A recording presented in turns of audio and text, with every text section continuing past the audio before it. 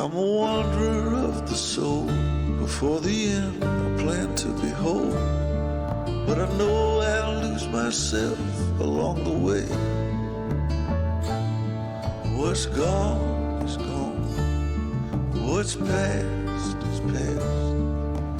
Let me leave what belongs in the past. Road ahead is quite unclear. Let me walk it despite fear. The road stretches over the hills, and I've got many debts to pay. Some are on their own way. My pay is not gold. Hello everyone and welcome back to the game, welcome back to RollTales, welcome back to Kingmaker. So let's continue on with our playthrough, our actual play of this revival of the Kingmaker adventure path from the year 22. So I'm back as ever with Dave, Greg, Jack and Lexi. Switch over to the characters view.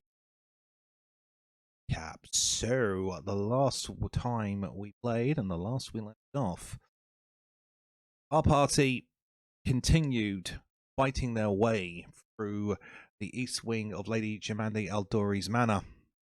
And, well, they were successful in surviving an ambush by the members of the Black Tier organization. They made it through a beautiful water garden, almost like a greenhouse style effect, as the place was set up as if you had went to a location in the Mwangi Expanse itself. After surviving this ambush, the party proceeded through the water garden and into the next building of the Eastern Wing. It was there that Anden heard the sounds of fighting coming through one of the doors. Upon inspection and upon investigating that area, they were introduced to Maegar Varn, who appears to be a low-ranking member of the Sword Lords of Bravoy, and seems to be a friend of the Lady of the Manor, Lady Jemande Eldori herself. When the party met him, he was cutting down the last of 3 Black Tier members who were trying to take advantage of the wounded state in which he was in after apparently combating an unusual frost giant. Apparently the Black Tiers, despite being a professional organisation, is low on the proverbial totem pole as far as gangs go. But yet, for this attack on Eldori Manor, they seem to have the backup of ogres and also 3 frost giants who are apparently undersized for average everyday frost giants, but still incredibly dangerous nonetheless. Maegar's injuries were caused by one of these frost giants, but he revealed to the party that in return, he gave this particular frost giant that he fought a pretty nasty and grievous wound himself in return, tit for tat and all that. The party helped Maegar uncover and take healing potions out of Lady Jemande's personal secret stash that she had in the back room of the Eldori Manor Library, after locating the key that was hidden underneath a statue of Milani in the water garden. The party gathered resources, healed themselves up, spoke with Maegar of it, and decided to then proceed onwards while Maegar Varn, after taking the lesser healing potion, recovered from his wounds.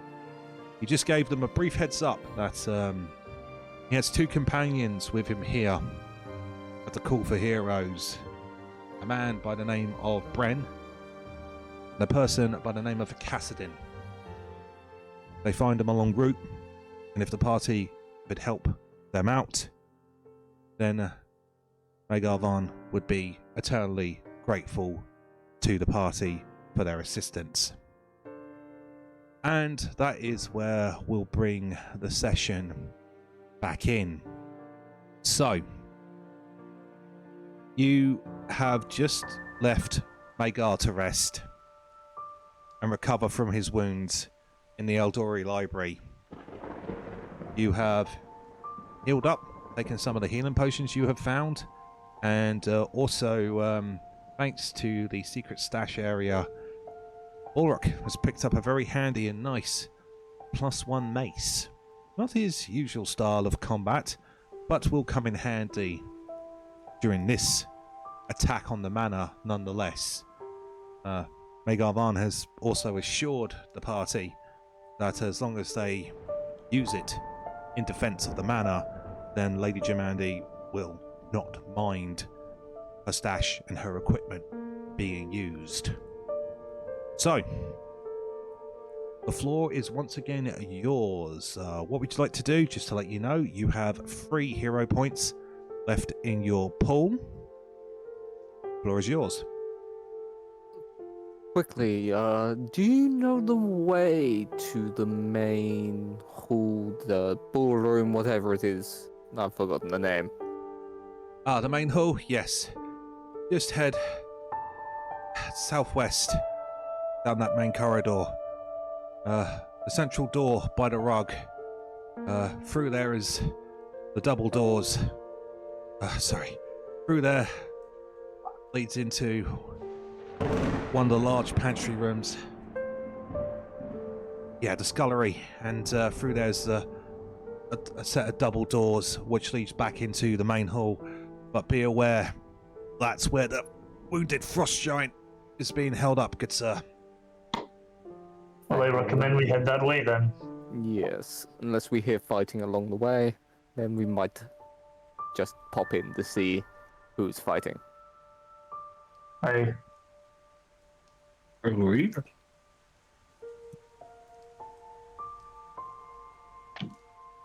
Right. So as you proceed downwards, would you like to keep the same exploration actions as of last time?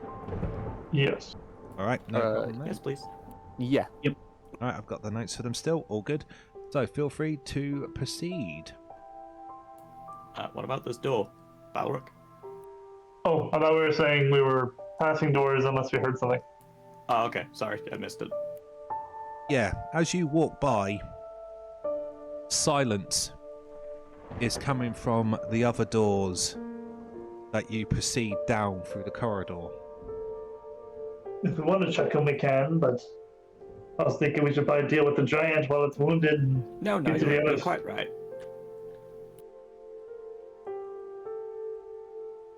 Well, I guess we better take up positions before we open the door.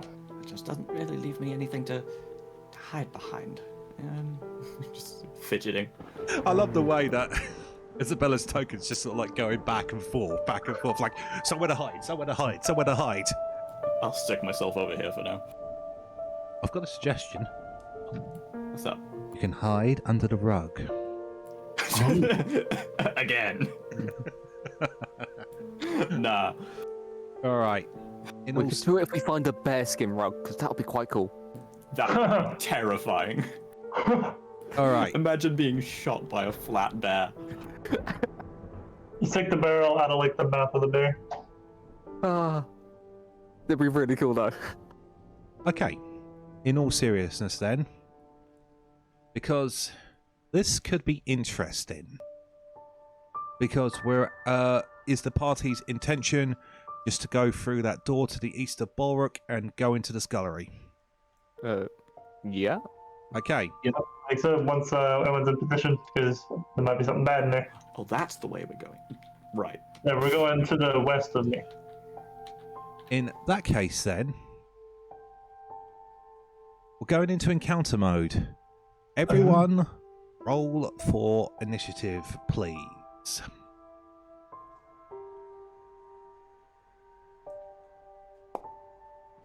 All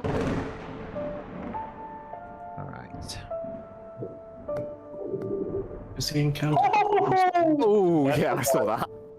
Oh no! I think I got my shield raised already. Get him out now! Get him out now! Where'd my scouting bonus go? Oops, sorry, I turned it off. But everyone roll, and we'll see if the scouting bonus will apply to this situation, because you may not need it. Was anyone scouting this time? I don't think anybody was. No, I don't think so. No, from my notes of last session, Right, it was two searches, one stealth, and a ray shield. I forgot Dave stopped scouting. Oh, was I the designated scout? I'm sorry. We're still good, It man. was either you or Balruk. I don't remember who. Yeah, I no one. was really good. No one was scouting last time. Oh well.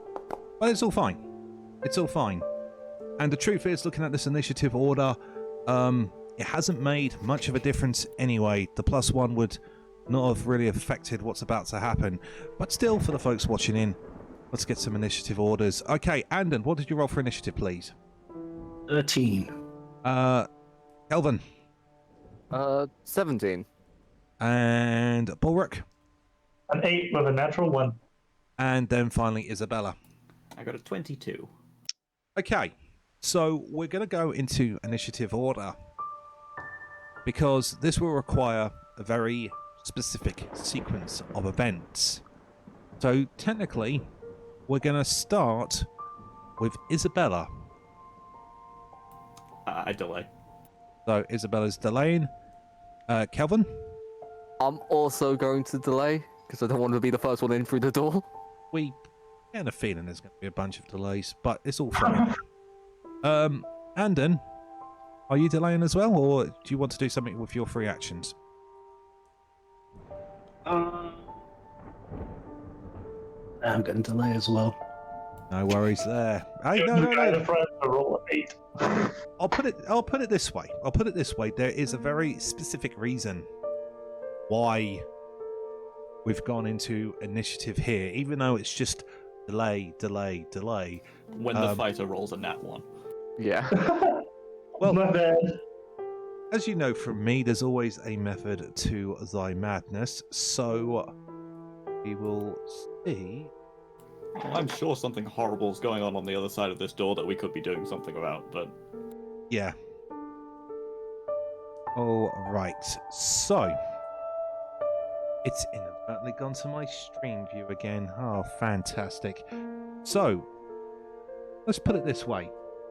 People who are watching in, let's just say you've got the GM's view of the level for this encounter. Because I'm not going to pause and reset. Let's do this encounter now that we're into it.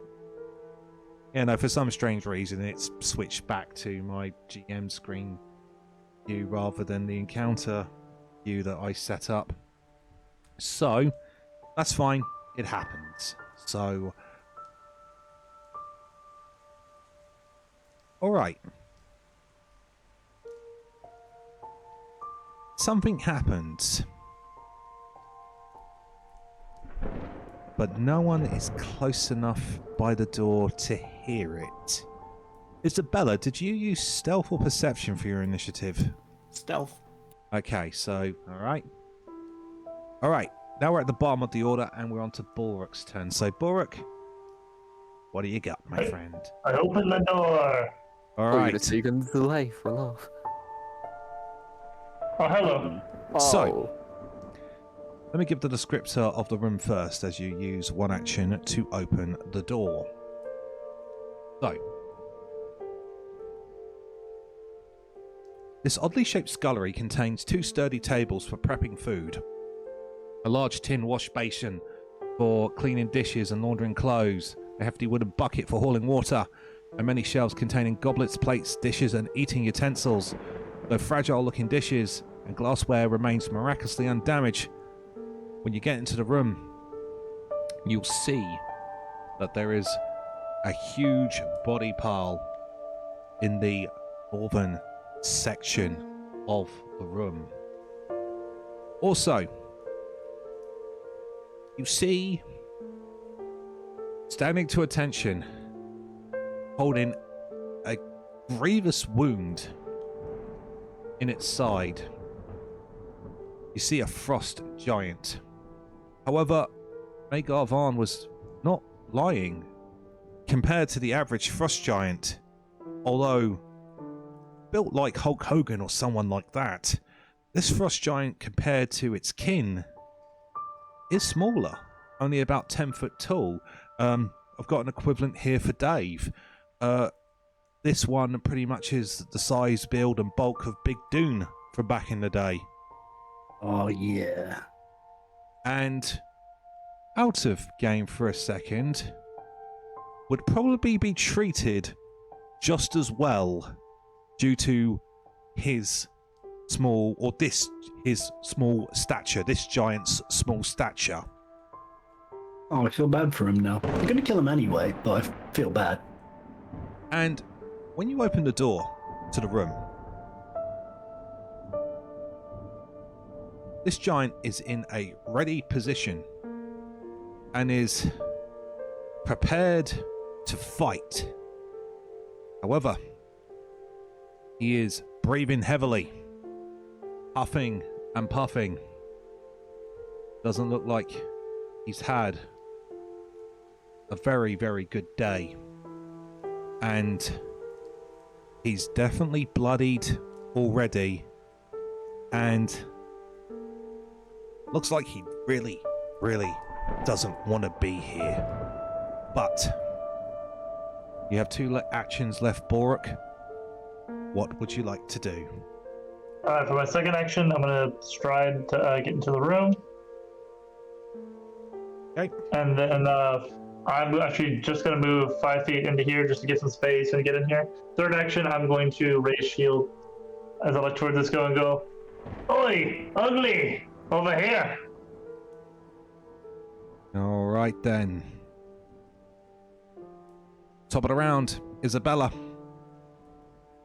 Just checking, do we have music right now or no? It was just the same. Actually, it just faded out. Yes, let's try and put the battle music on because I think it's going to go hostile. All right, can everyone hear the music kicking in?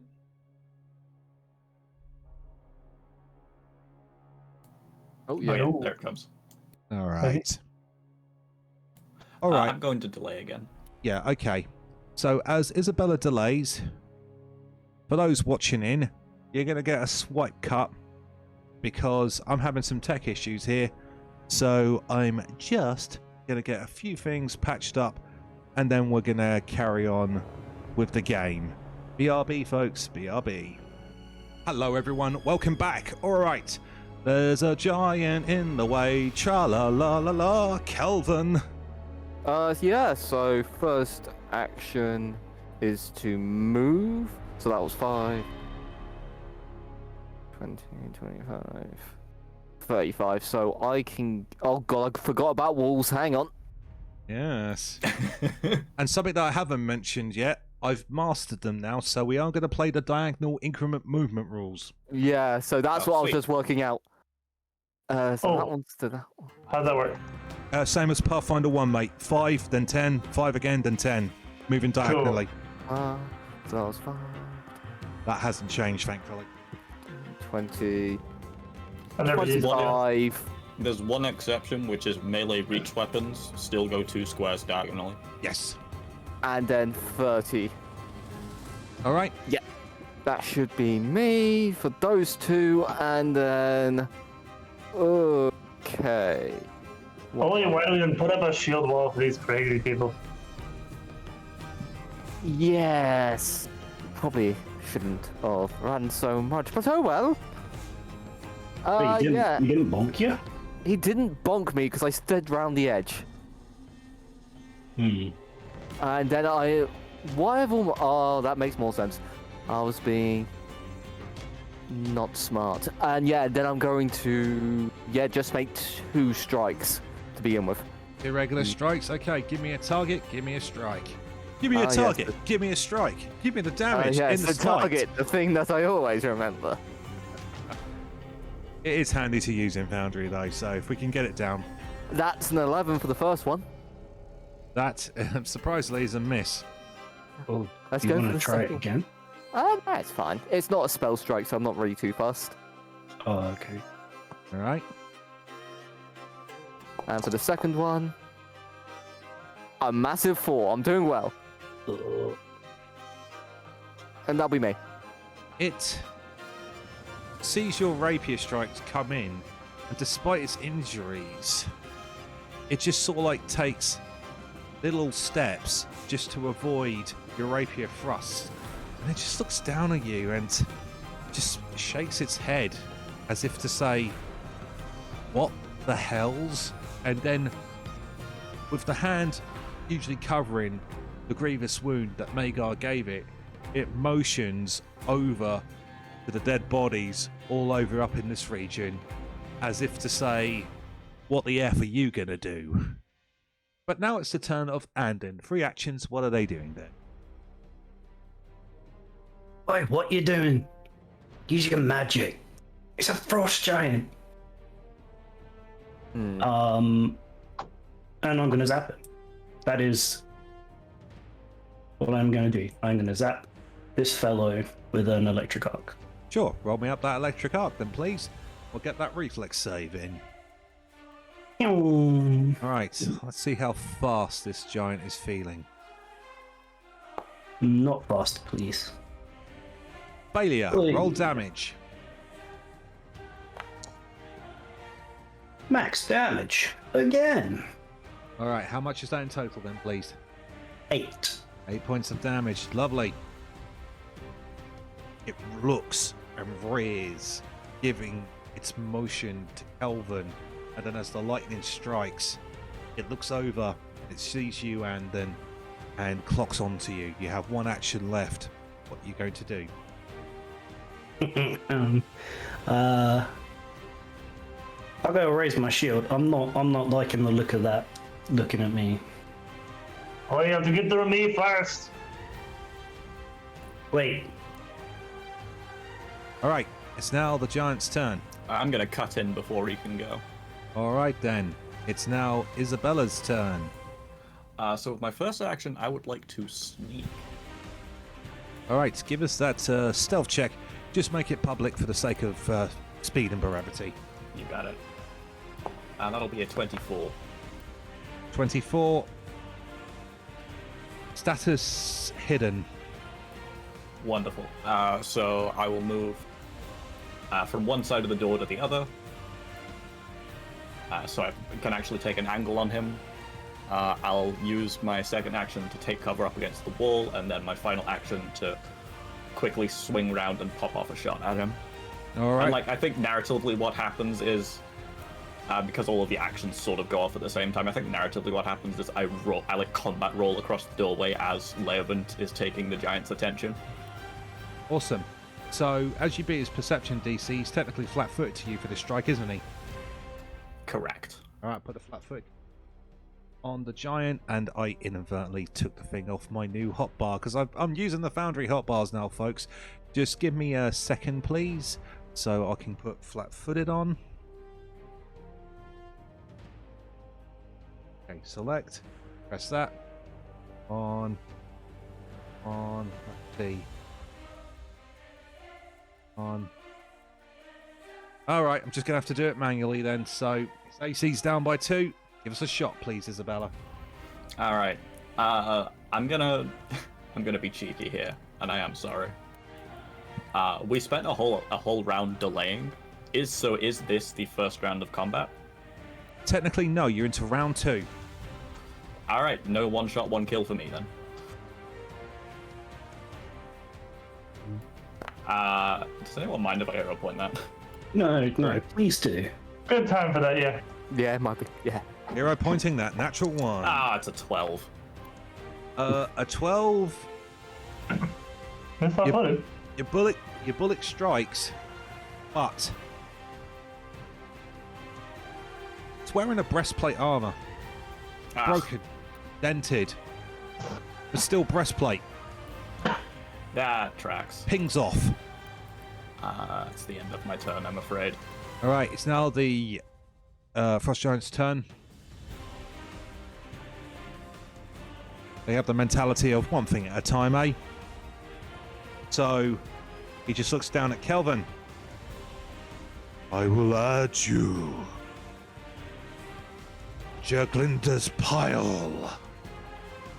Oh, you've named it. Fantastic. He I is think it's his name. Oh. He is a named enemy. So he's going to raise his massive fist. His wound, thanks to Maegar Varn. He's unable to use his weapon. But a fist is going to come up, and a fist is going to come down on you, Kelvhan. 12 to hit. Does not hit. Oh, Little elf, stay still.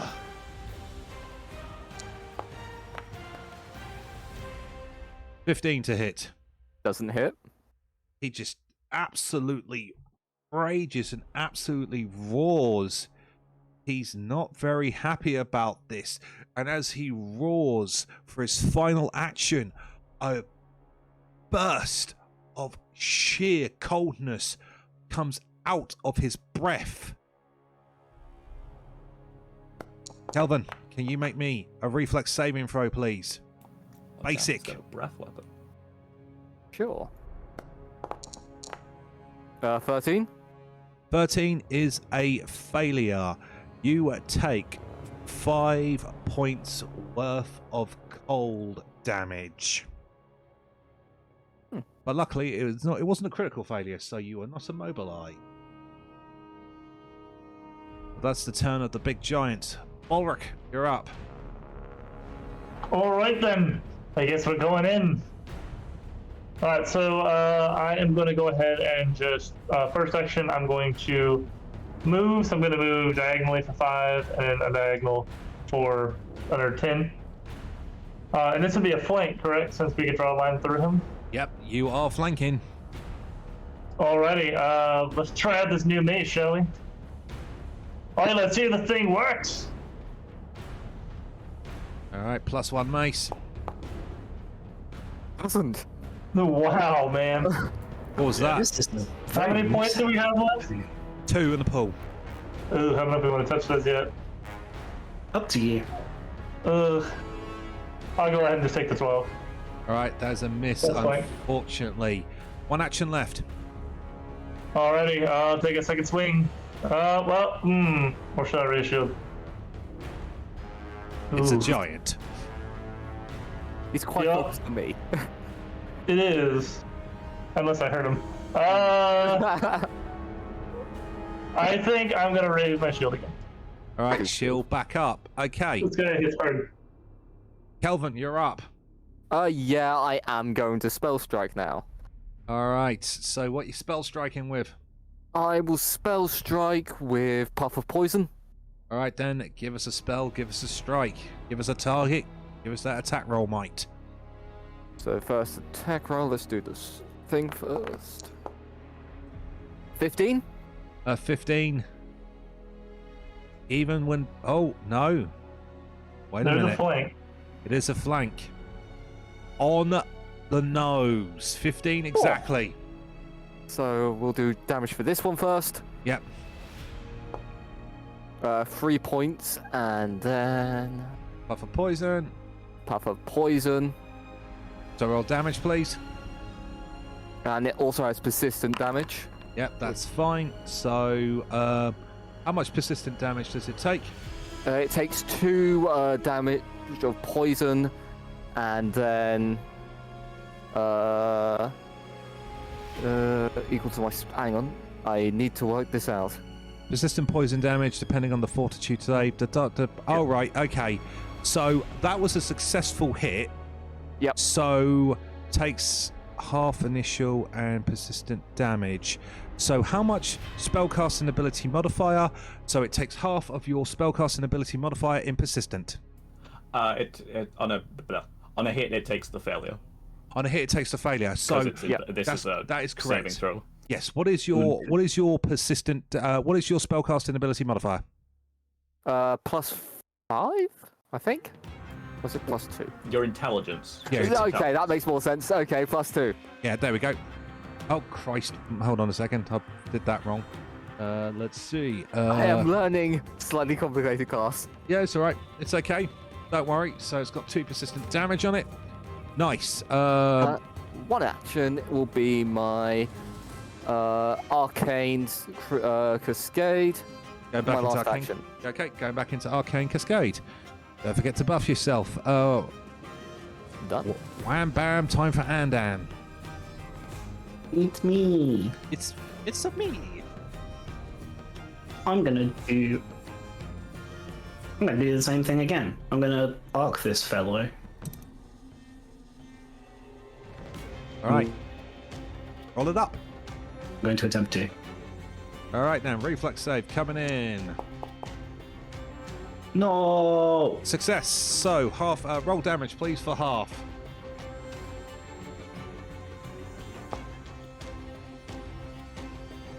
Three damages. All right, then. Half that. There we go. 3 points worth of damage. One action left, Anden.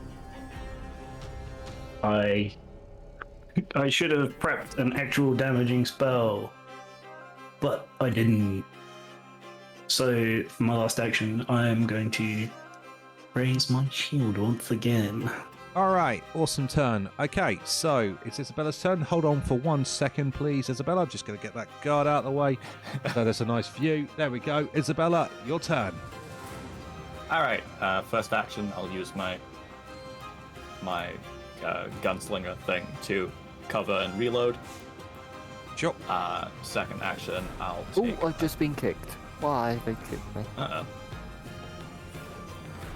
Second action, I'll take another arquebus shot at the giant. Sure. Target up. Hello. A pot shot. That's a 13. Not a hit, unfortunately. No. Final action. I suppose I'll.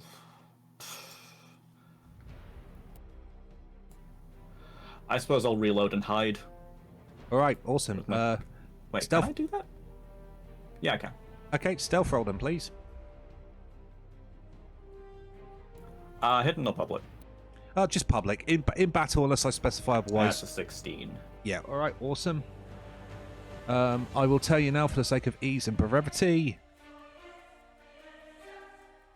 It knows you're there completely. Fair enough. Okay. Next up, Oh, I didn't actually apply my cover bonus to that. what is your cover bonus? I take cover earlier, so it'll be 1 step above whatever you give me for the wall between me and the giant. Right. Is that I think usually that would be standard, so it probably increased it to greater. gotcha? All right, no worries. Keep that in mind for the future. Good to know. So that is a +4. To your stealth check. Yeah, there's a +4 to AC, reflex, and stealth. Okay, so let's see then. That 16 goes up to 20. Status hidden. Nice. Okay, it's now the big giant's turn. It's going to strike Kelvhan because it's the one that's done damage. It doesn't like persistent either. So those meaty fists are going to come down again.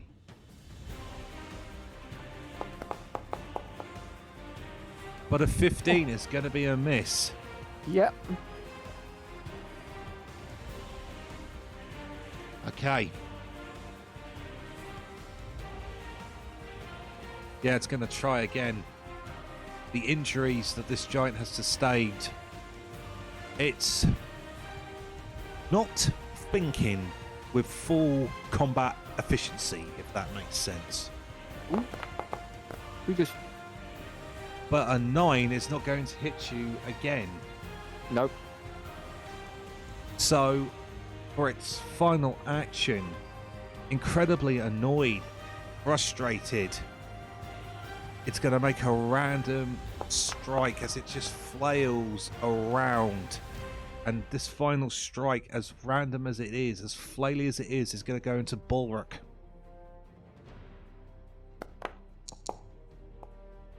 But a 4 is not going to hit the dwarf. I am rolling terribly, but I think this works narratively quite well for what's happened to this giant. Maegar messed it up. Now to make a flat check to see if it shakes the poison. I believe. The poison. Yes. Yeah. Flat check 15. No, still poisoned. So, Balruk, Yeah, it's your turn. This giant looks to be on its last legs, and yeah, its combat effectiveness is way down. All right, after it does the wild kind of just flail at him, and Balruk just easily ducks it, he goes, "Oi, shorty, you're gonna have to do better than that!" And I'm gonna just lay into him with my mace. All right. Hopefully, if you can roll above like a 3 today. Yeah. Oh, an 8's a little better, so an 18 plus flank. Okay, 18 plus flank. Let's see. Please remember targeting, folks. But Yeah. that is a hit. Go ahead, give me damage. Rolling a minimum damage roll of 5. All right. Still standing, but just. Alrighty, well, let's try it again, eh? Alrighty. One more time. That might. Oh, there we go. 19 plus flank. That should do it. That is a hit. Go ahead, give us damage. How about a max damage roll of 10? Yeah. Balruk, finish this. That's what Balruk goes, "You gotta do better than that, shorty!" And he just clubs the dude once with his mace, kind of in the gut. So the giant kind of drops onto his knee where Balruk can get out his head.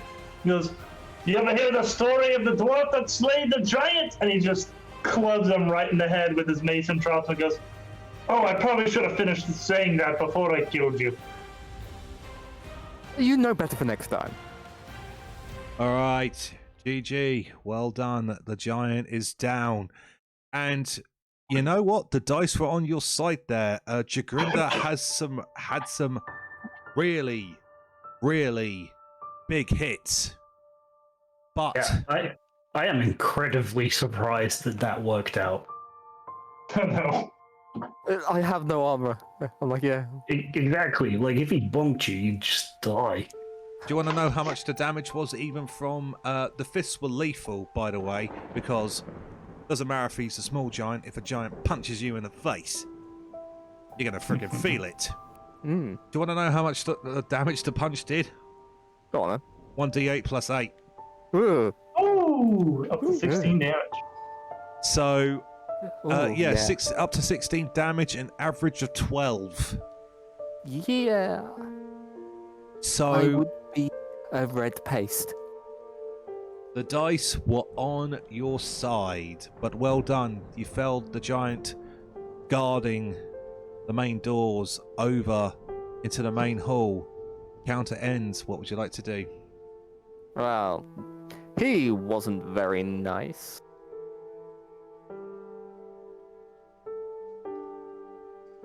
You could have emphasized the eye. You missed a great opportunity. Oh, yes. I see that now. Right. What do we got here? Yeah. Lots of bodies, looks like. Yeah, Yes. there is a body pile to the north of you that Jagrinda has taken out. A combination of adventurers and also more guard members. How the Black Tears managed to get one over on Lady Aldori's guard. Seems like the heavy metal backup, so to speak, is what is the cause of that. But the equipment of all these adventurers and guard members are still here. For the sake of ease and brevity, I'll just roll off the list and let me know if anybody wants to take anything. Let's see. 1 battle axe, 4 longswords, 9 daggers, a crossbow, a glaive, 1 set of half-plate armor, 3 sets of chainmail armor, 13 crossbow bolts, and there appears to be some jewelry on one of the guard members as well that looks very, very shiny. Oh, Are man. these weapons rune marked, or are they all just mundane weapons? At first glance, they all appear to be mundane weapons. Although that half plate's a bit of not bad. Half plates. I mean, How much AC is that? how much what now? How much AC is on half plate? A lot. I don't quite remember how much. I'm trying to find where you. AC bonus 5, Dex modifier cap of 1. It's better than chainmail. Yes. Yep. Need a strength threshold of 16 to use it without penalty. Yeah, Balruk considers taking that half plate, but I don't think he has it in him to like strip a dead guardsman of his armor and wear it. You know what? I'm going to put a hero point back into the pool for that RP decision. Nice one. But yeah, Anden, you take a look at the jewelry. It's in the loot box right now, and ooh, it appears to be a bit of all right, worth around 30 gold pieces. Yoink. Right. So, floor is yours, team. What's next? Well, I guess we better check the Great Hall. If anyone else is still alive, that's probably what they're trying to get. Is there anything of interest on the giant before we move on? All that Jagrinda had on them left was battered half-plate breastplate armor. All right. Anden, because of your perception roll during exploration mode, you're hearing soft groaning from coming behind the door to the south of you. I think I can hear maybe somebody in pain, something like that. Can I get help flipping up one of these tables to take cover behind before we open the door? Oh, you can help with that. Get old Thank you school. very kindly, Master Dwarf. All right, there's a table flip. Oh, hey, please. Just call me Balruk. Master Dwarf's my father. And maybe Anden over there, too. What, Anden's your father? No, also a Master Dwarf. Who am I talking to? But I'm the second voice in your head. By no Torak, is that you? I am the voice of Torag. Torag is GMing your game. No, sorry. Torag is GMing your life. In all seriousness, though, yes, you can flip the table. You can get a couple position behind it. So feel free to take up whatever positions you are happy to take, and let me know when you wish to proceed. Right. I'm avoiding notice / taking cover just opposite the door, ready for whoever comes into it and whoever opens it up. Sure. No immediate initiative yet. So let me know when you wish to. I'm going to raise my shield before we do so. Absolutely fine. And then I guess if everybody's ready, we'll do it. Yeah. Ooh. All right. In here, you see floor-to-ceiling shelves cover the walls of this well-stocked pantry. The shelves contain various salted meats, loaves of bread, sacks of grain and flour, and an assortment of potatoes, vegetables, and 12 barrels sit against the western wall. Also in this room, Balruk and Anden can see combined several figures laid out and unconscious. Anden can see one, but Balruk can just make out the other two. They are breathing. Oh, yeah, looks like some folks need help in there. Yeah. Hold on. Like, everybody... Oh, looks like they're unconscious. This one here in particular, just quickly, is actually wearing the uniform of the Manor House Guard and appears to actually have sigils of rank upon them. Is anybody in the party trained in society? I am. Anybody trained in society will recognize the ranking insignia on this individual of a lieutenant. I guess I can see him from here. Yeah, but yes, you can. If you got a line of sight, which I believe you have, then you can see him. Yes. I believe that to be a lieutenant of the guard in here. Any hostiles, Anden? Nope. Everybody come in here a second. I got something I can be doing. I like grumble, stand up, limp around to the other side of the table. Isobella, Oh. upon view, you recognise who this is. Because you've been to the manor a couple of times before, being a friend of Lady Jimandi. This is Guard Lieutenant Avenzi.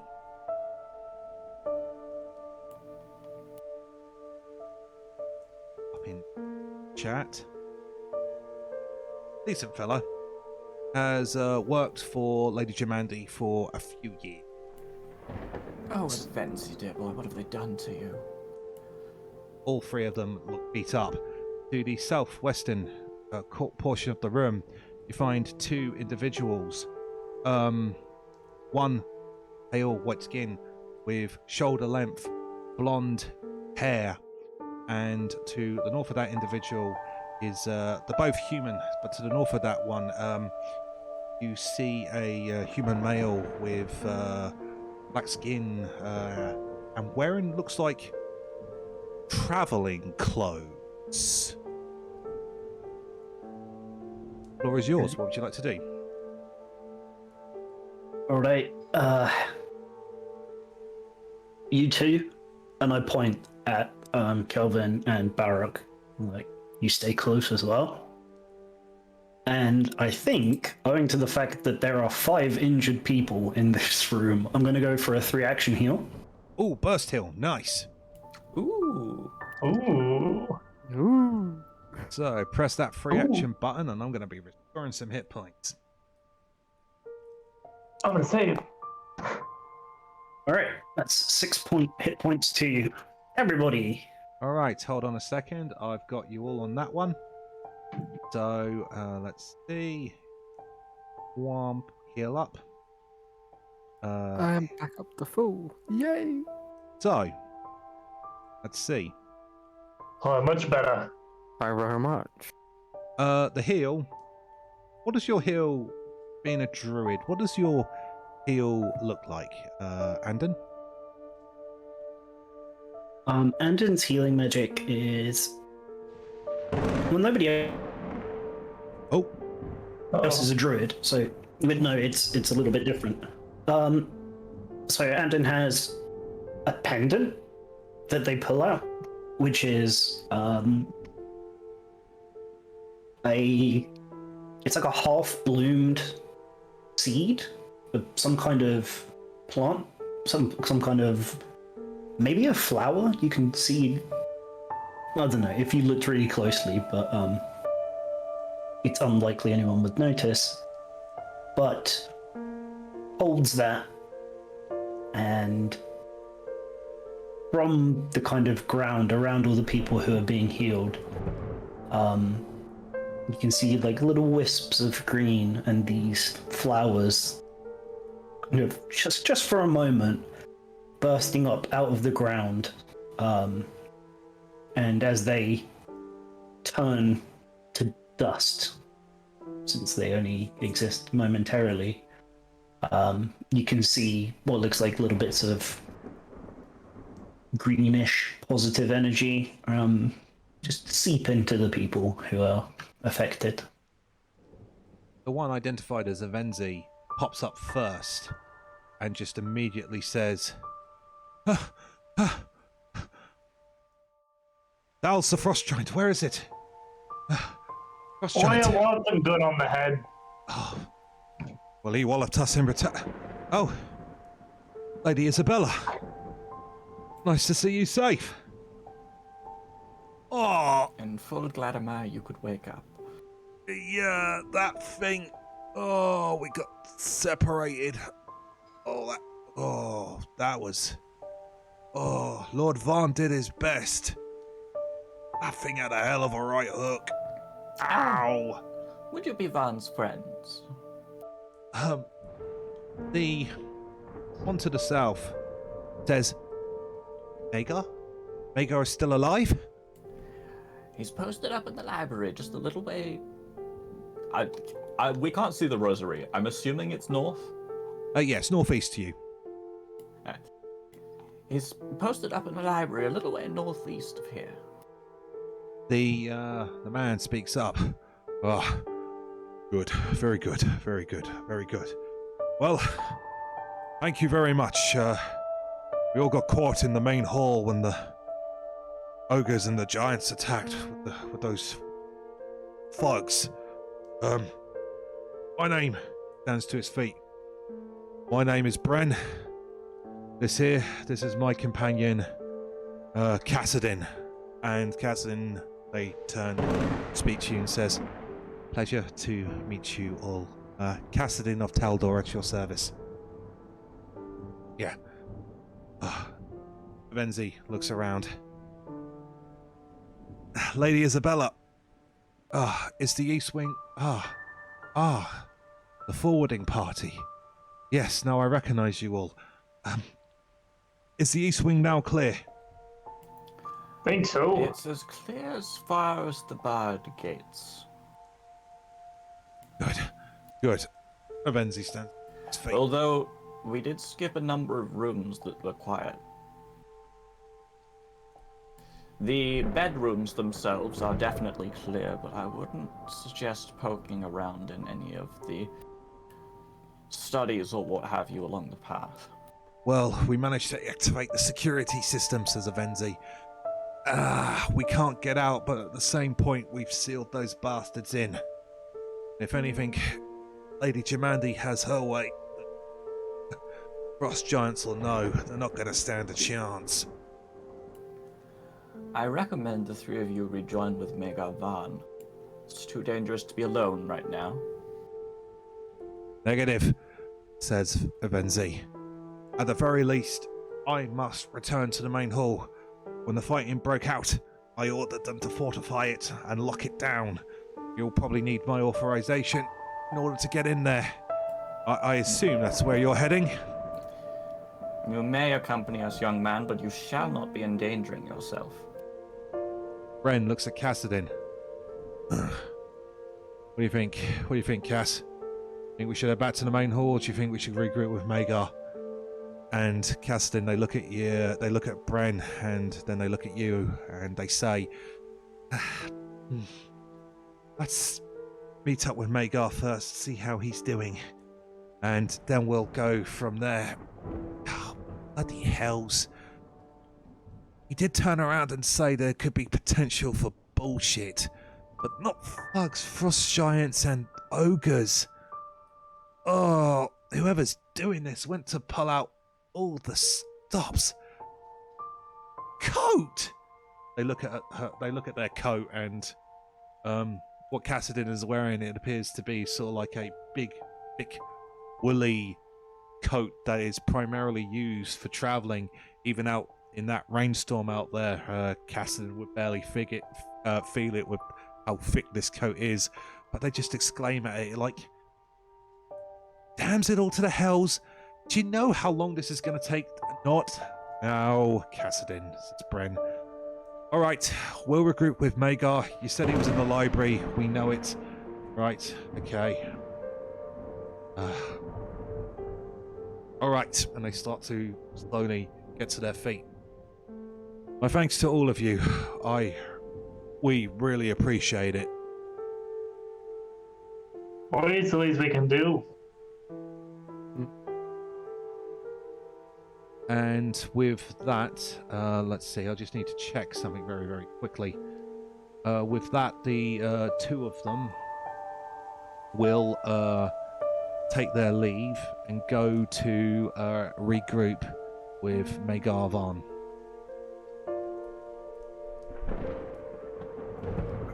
That's my good deed of the day done. You've done more than one today. I think you filled out at least your quota for the week.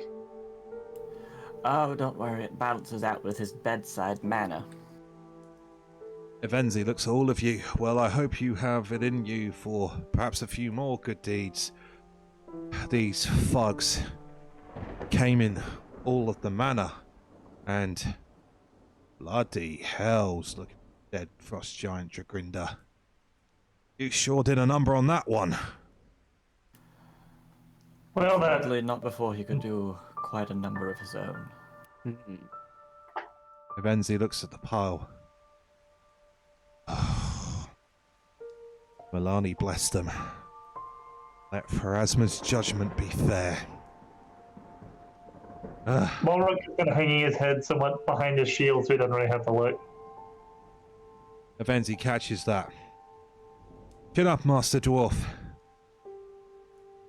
Or East. No.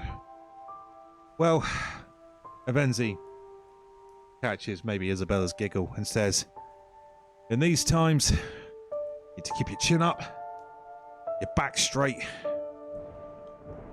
and your eyes forward. This isn't over. So eyes forward, Master Dwarf. We mourn the dead later. Apparently, Master Dwarf is his father. Well, considering you saved my ass, you're a master in my eyes, my dwarven friend. And then... Well, it's like my father always says, spoons and knives may be cousins at the table, but the pepper shaker is the king of the pantry.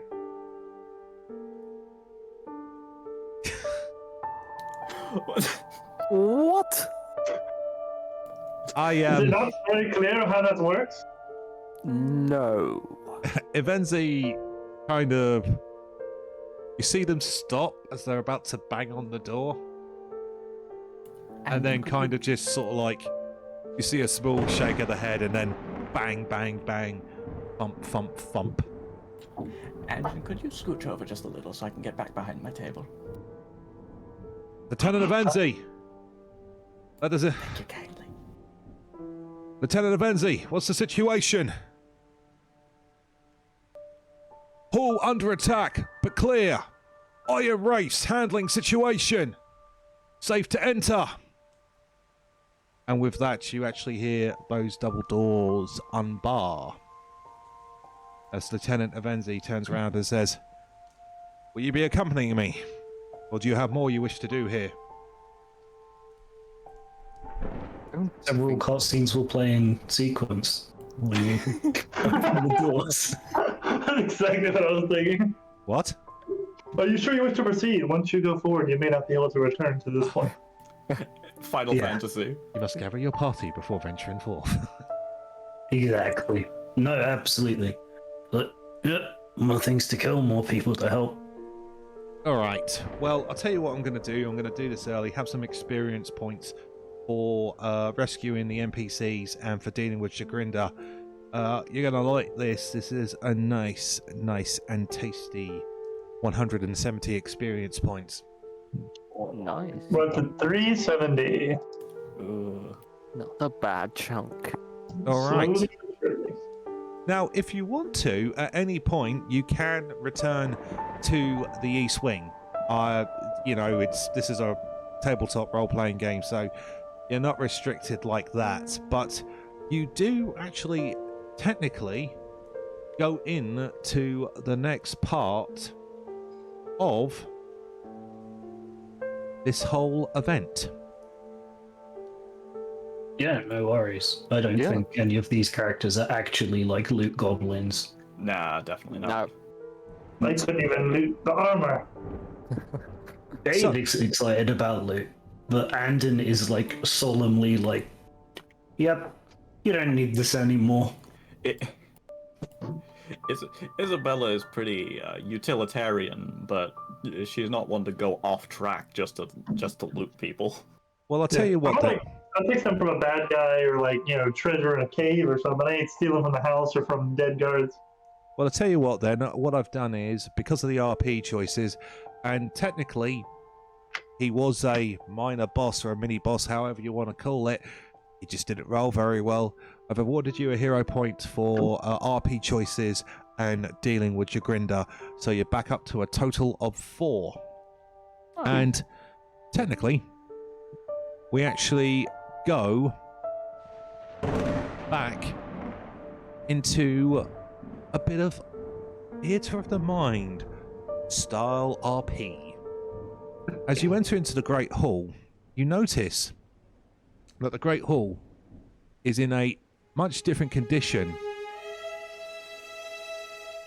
from when you left it.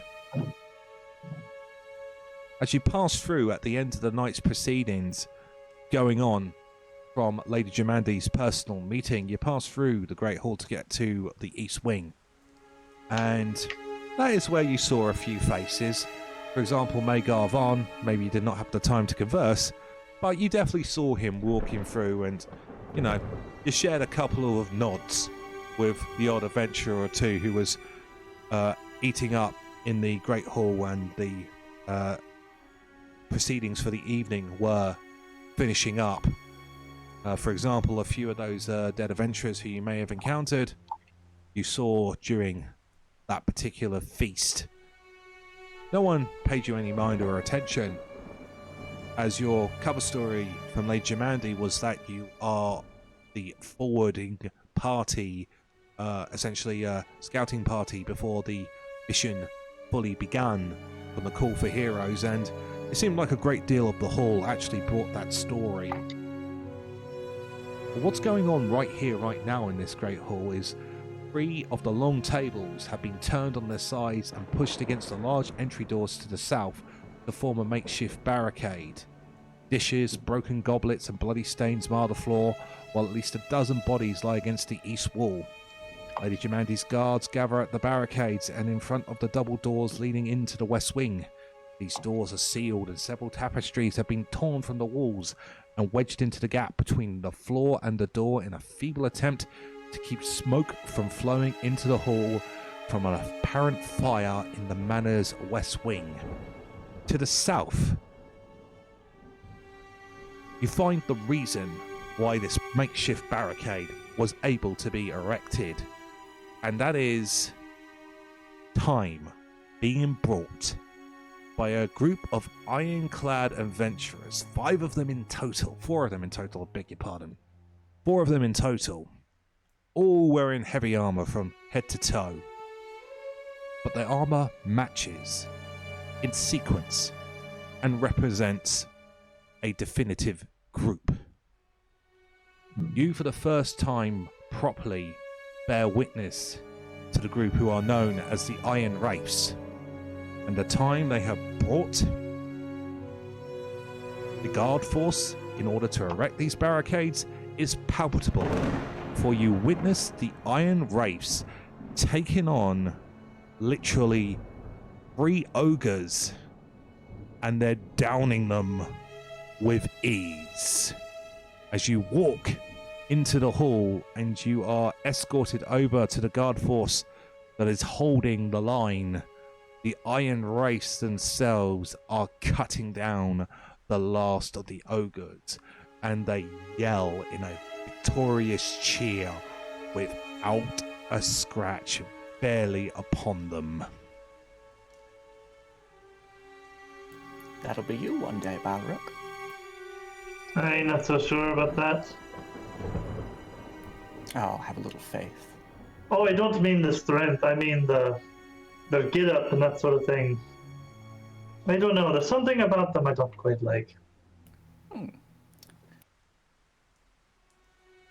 Interestingly, the Iron Wraiths' identities are very well concealed within their armors. You listen to their battle cheers, and literally they're now banging each other's shoulder pauldrons like they were American frat boys at a party, but yet the voices coming from the helmets are both masculine and feminine, so they are a mixed group. But yeah, their identities is very concealed, and for what you know of the Iron Wraiths, apparently, even through reputation alone, they like it that way. Apparently, one of their slogans is, "You have to earn to see who is under the helmet." As a I Venzi... don't know. Oh, sorry, go. So, I beg your pardon. Go ahead, Balruk. I don't know. It reminds me of a saying my father would say: "A man who hides his face does so to hide his heart." Something funny about the whole thing. Avanzi turns around and he says, "I can partly understand it. The stories of the Iron Race say that when they first started, they concealed their identities so their loved ones and their families would not get caught, well, Basically, their enemies would not be able to target them. But I understand what your father means there, Master Dwarf. And Venzi turns to his guards and say, "All right, report." And they start nattering. So you've got a few minutes. What would you like to do?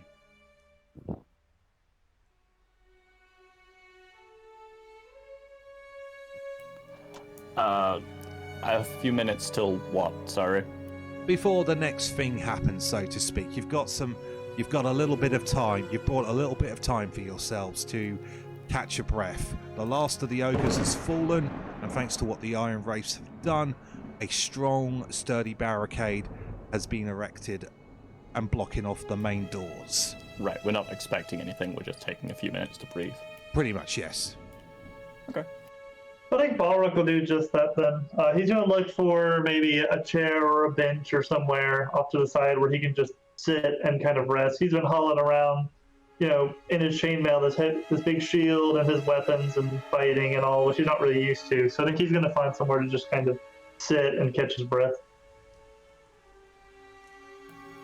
Yeah.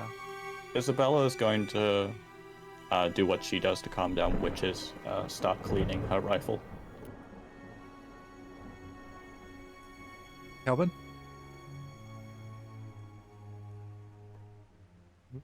There, Greg?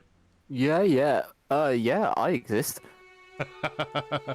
What's Kelvhan doing during this brief pause? That's what I was trying to think of when I got lost in thought. I think he just finds a seat, sits down, and just begins to try to read, the room to see if anyone's standing out in, a slightly dodgy way. Give me a public perception check, please. Sure.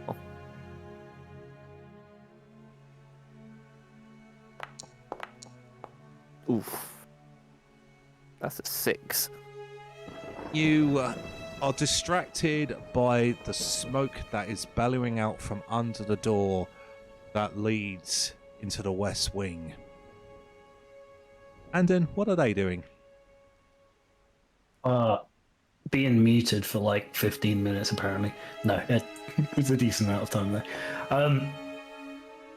I would like to find out what the bloody hell's going on.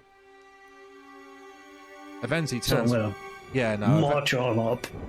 Yeah, no. Avenzi turns around and he says, "I've got a report. Apologies, I have not caught your name, Master Dwarf." Oh, Anden. Pleasure, Anden. Thank you for your assistance again. As to what the hell's is going on, well, armed mercenaries, as I've said, along with several giants, have attacked the manor. Now, under Lady Jamandi's orders, we rallied to this room. Some of it spilled out into the 2 wings. That's how I ended up in the east wing. And after some tough fighting, we drove them off. Although it was a bloody near thing. However, some of the attackers, as you came across, fled to the east wing. Some to the west, and some more broke through in the south. The Iron Wraiths have been holding them off, and thanks to them, we've been able to erect that barricade that you see. Where they come from?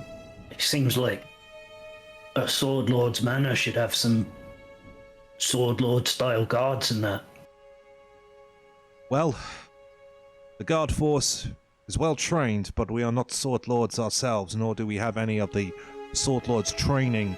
The Aldori dueling style is a kept secret, only to taunt those who are, and even Levenzi rolls his eyes at saying this, deemed worthy, although Lady Jamandi is looking to change that. This is my turn to scoff at something. Yeah, well, hopefully she gets the chance. Is there anything we can be doing? Well,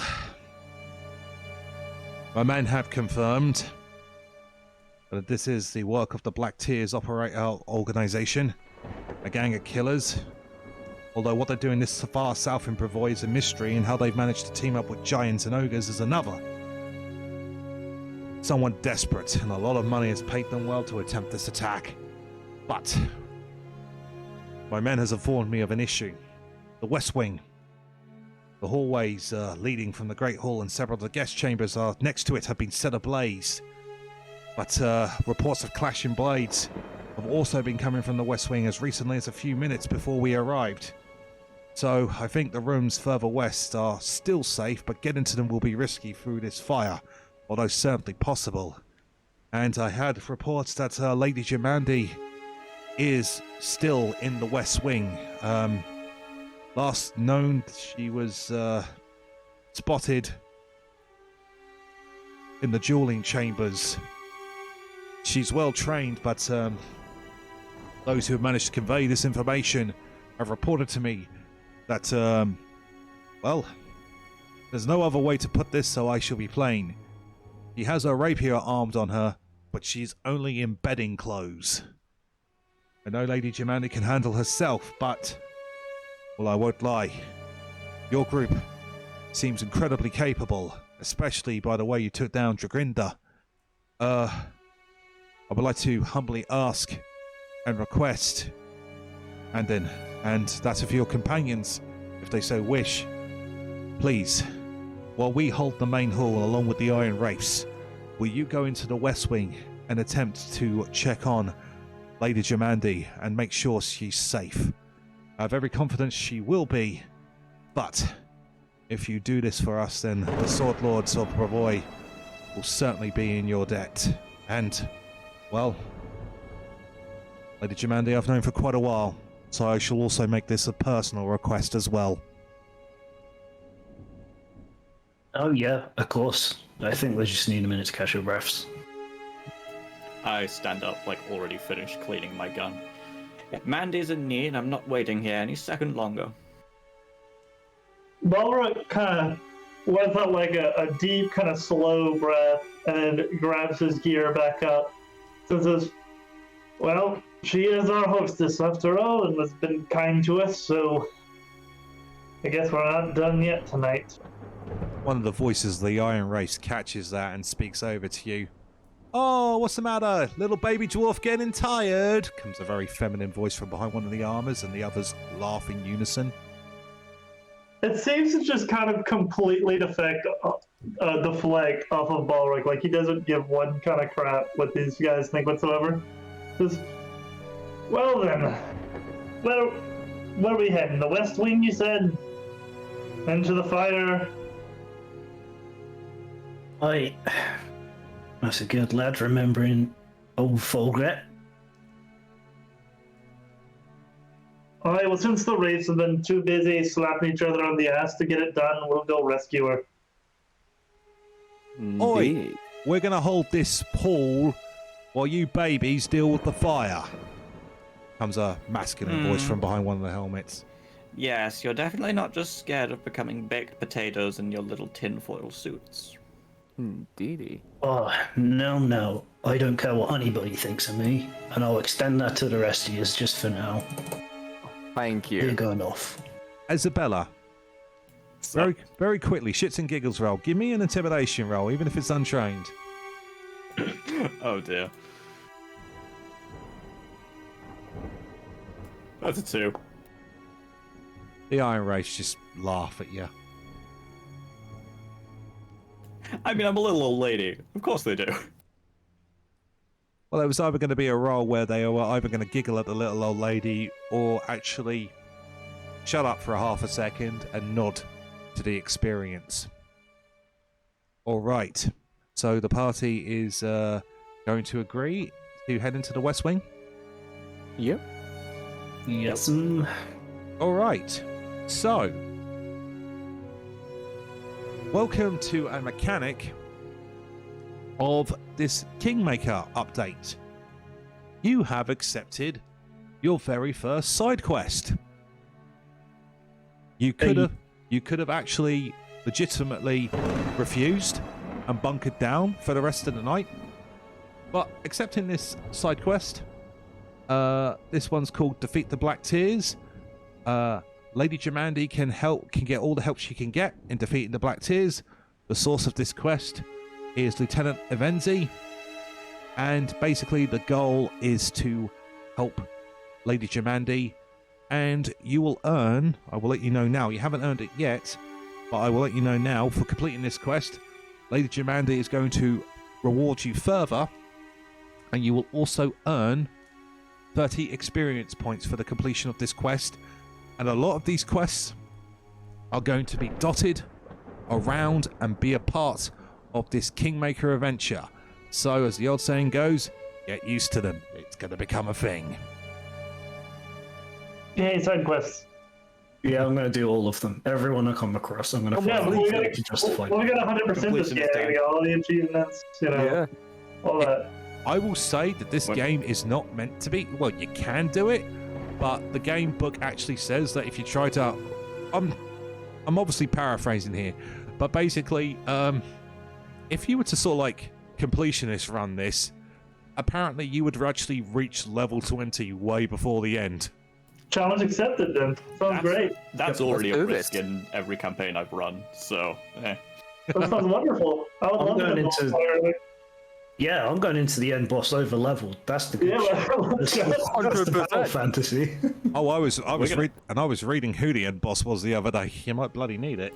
we're gonna end this campaign level 30. Oh, yeah. Well, it's funny we start doing the gear score grind. Mythic, yeah, the gear score grind. Oh god, hello Destiny. Oh God, don't remind me. Oh, No, I don't want to do the end game raids. not again, Oh. not It's again. like for grinding. Well, we gotta have a party of 8 for those anyway. No more E12, I beg of you. I don't want to. But on that note, I think that is a nice point to actually close this session of Kingmaker for tonight. One more dose of experience points to hand out to the party today for completing the East Wing and all the basically making it through there. You gain a total of a further 30 experience points. Nice 400. Yeah. Oh, Seems like they designed it that way. Well, there was more that you could have actually earned, but you chose the path that you chose to walk. But I think 400 out of four set. Yeah. These sessions are shorter than the average sessions to what you see, but yeah, 400. I think you're progressing at a nice rate. I mean, quick mechanical question before we get out of here: how you finding the progression rate so far? Nice and fair, moving at a fair pace, you reckon? Yeah, I mean, Yeah. Sure. I'm just taking my time. Fair Yes, enough. We indeed. level when we level. No big deal. We're savouring the moments as they come and just engaging, I think, with the bits that we find interesting. So Yeah. the number goes up as it does. Well, I said Speaking of savoring moments, I don't know if y'all knew this. I've played tabletop RPGs before. I can't wait till we get to kick the Iron Race asses. Yeah. They could have been nice, but they turned out to be dicks. I'm Oh, just no. worried I'm down to Oh, 4 the- bullets. like I said, Oh no. like I said in a previous session, they're the sort of cocky MFs you like to hate the most because they can back up their skill. They just down 3 ogres without even a dent. Let's see him take on a fire. I They get roasted in their armor. Yeah. I was so very tempted to pling a crossbow bolt off one of their helmets. You know what? If that would have hit, I would have. If that would have hit, I would have given the party about 10 hero points. And then we would have died. Then we would have died. I actually briefly consider going over there and making some bet with them. Like if we bring, the lady back alive or something like that from the fires, and y'all like pay us or something. Well, actually, no, I couldn't give you 10 hero points because the hero point pool can only go to a maximum of 12, essentially 3 per character like the actual game. I just felt that the way we're playing this game, I think it's better to actually do the hero point pool to keep a track of it. But alas, that concludes today's session. So, when we return through the fire and the flames, they carry on. Oh. Oh.